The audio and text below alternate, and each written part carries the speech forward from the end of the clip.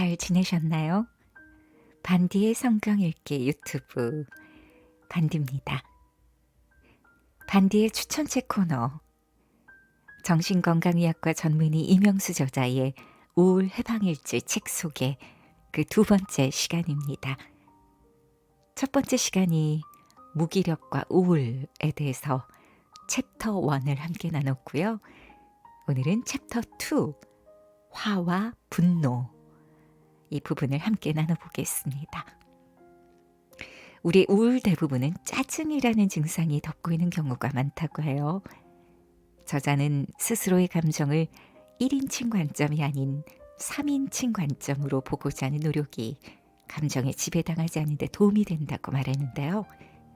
예를 들면 열받아 이게 아니라 내가 지금 화가 나 있구나 이렇게 스스로의 표현을 바꿔보는 거죠. 우울해가 아니라 내가 지금 기분이 다운돼 있구나 이렇게 인지를 하는 겁니다. 듣기엔 같은 얘기 같지만 내가 생각에 지배를 당하느냐 아니면 내가 객관적으로 내 상태를 바라보고 있느냐에 따라 다른 건데요. 그 감정 자체를 부정하는 게 아니라 그 감정에 압도되지 않고자 한다는 점에서 의미가 있습니다.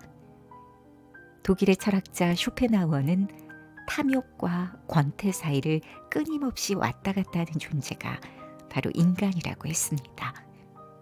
욕구가 충족되더라도 그건 일시적일 뿐이고 곧바로 또 권태감을 느끼고 또 다른 욕구에 지배당한다는 건데요.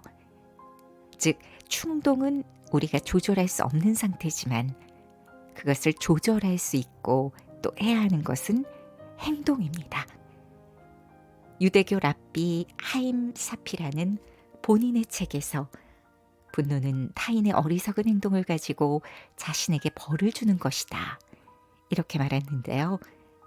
그러니까 분노 자체가 문제되는 건 아니지만 자연스러운 현상이라는 거죠.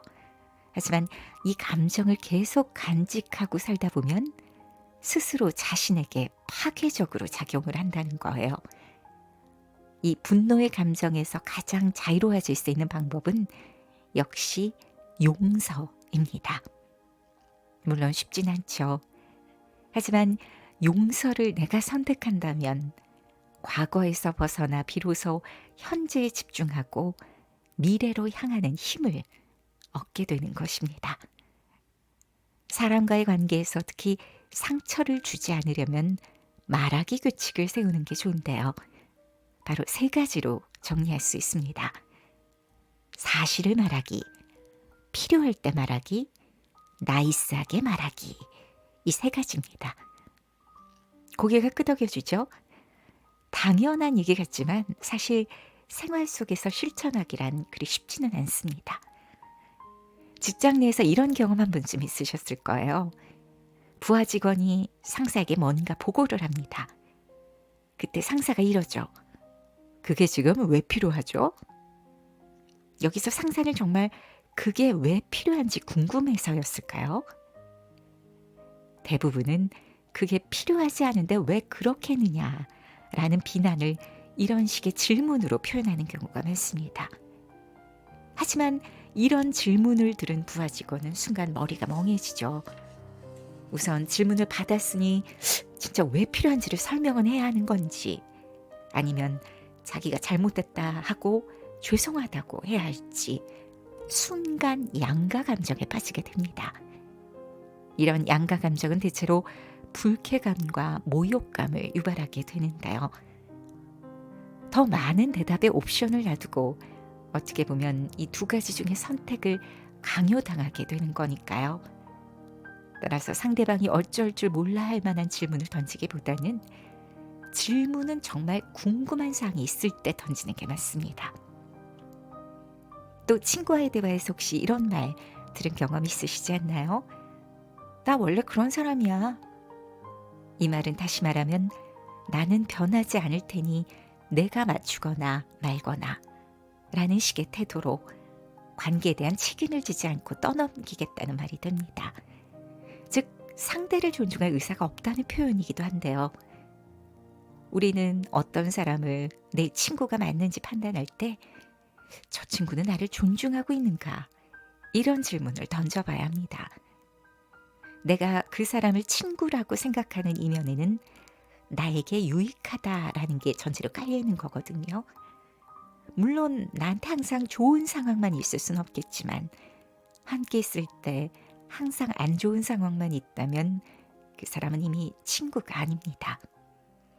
또 늘 양보만 해서 나를 바보 같다고들 해. 이런 말씀하는 분들도 계시죠. 하지만 여기서 확실히 개념 정리를 해야 할 게 있는데요. 양보와 친절의 차이 아시나요? 양보란 일정 부분의 내 손실, 번거로움을 감내하면서 상대에게 이로운 일을 행하는 걸 말합니다. 하지만 내가 A도 상관없고 B도 상관없는 상황에서 A를 선택했는데 누군가 자신은 꼭 A여야만 하는 상황이라고 말해서 내가 A를 포기하고 B를 택했다면 이건 꼭 양보라고 할 수는 없죠. 이건 그냥 친절이라고 표현하는 게 맞을 듯 싶습니다. 내가 A가 아닌 B를 선택했다고 해서 손실을 입은 건 또 포기한 건 없는 거니까요. 따라서 나는 늘 양보만 하는 사람이라고 생각하면 스스로가 늘 손해보는 걸 택하는 바보 같은 자신에 대한 자괴감이 들 수도 있겠지만 그냥 친절을 행사했다고 생각하면 전혀 문제될 게 없습니다. 즉 우리는 너무 바보같이 양보만 하는 사람한테 좀 거절하는 법을 배워. 그렇게 바보같이 굴지만 마.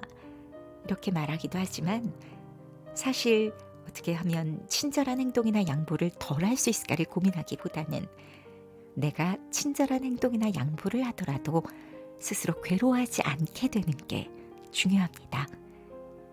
내가 부탁을 거절했을 때 찾아올 관계 단절에 대한 두려움 때문에 어쩔 수 없이 하는 양보와 친절은 그렇게 해서라도 채워야 하는 인정 욕구의 표현이고 자존감의 부족으로 기결이 됩니다.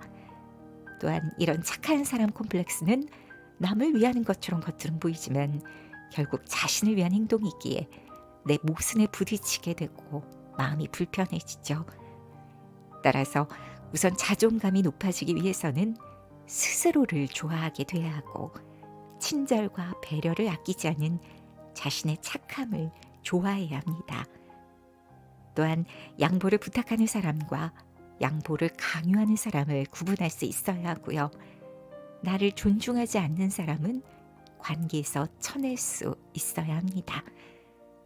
앞에서도 잠깐 얘기했지만 자존감이 낮으면 다른 사람들로부터 과도하게 인정받고자 하는 욕구가 커지죠. 다른 사람의 나에 대한 평가에 좌지우지 되기도 하고요.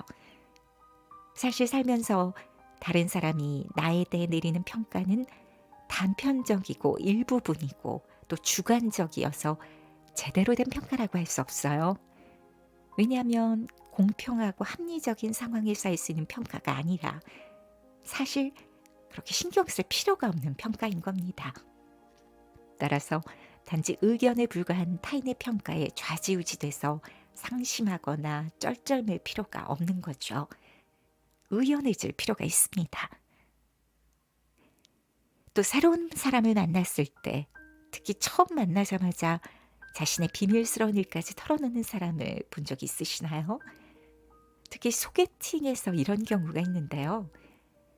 우리는 누구나 다른 사람에게 얘기하고 싶지 않은 비밀스러운 일들을 간직하고 있습니다. 이것은 굳이 속이려고 했다기보다는 굳이 이야기할 필요가 없어서 안 하는 거죠. 진짜 가깝고 신뢰가 쌓인 사람들하고만 공유하는 비밀 이야기를 만남 초반에 오픈하는 건 어떻게 보면 상대방에게 심리적 부담을 강요하는 일이 되는데요. 난 이런 아픈 상처가 있으니 너가 이해해줘야 해. 이렇게 부담을 주는 거일 수 있죠. 사람은 누구나 부담스러운 감정은 피하고자 하는 경향이 있어서 그러면 관계가 경직될 수 있습니다. 찬찬히 시간이 흐른 뒤 이래서 이런 거였구나 라고 이해하고 받아들일 수 있는 기회를 내가 뺏어버리는 게 될 수도 있는 거니까요. 진정한 당당함은 다 얘기하는 것이 아니라 굳이 말하지 않아도 되는 상황에선 말하지 않는 것이라고 할 수 있습니다.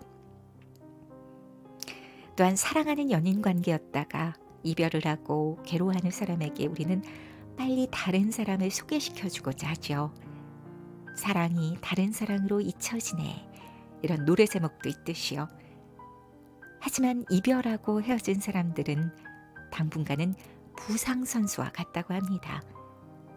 상처받은 상태인데 상처가 다 치유되기 전에 새로운 사람과 만나는 건 건강하고 대등한 입장이 아닌 자칫 의존하게 되고 관계를 그르칠 수도 있습니다. 선수들도 회복 단계가 있듯이 너무 서둘러서는 안 됩니다. 스스로를 부상 선수라 인지하고 잠시 시간을 갖는 게 좋습니다. 그러고 보면 우린 모든 면에서 자기 자신을 객관적으로 잘 살펴볼 필요가 있네요. 오늘 이 시간에는 우울 해방일지 챕터 2 화와 분노 편을 살펴봤고요. 제가 읽고 감명 깊게 느낀 부분을 발췌해서 소개해드리느라 하고 싶은 이야기는 많았는데 어떻게 잘 전달이 되는지 모르겠네요.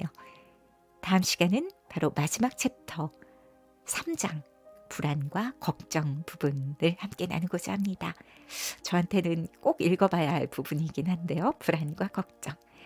다음 시간에도 함께 해주세요. 고맙습니다.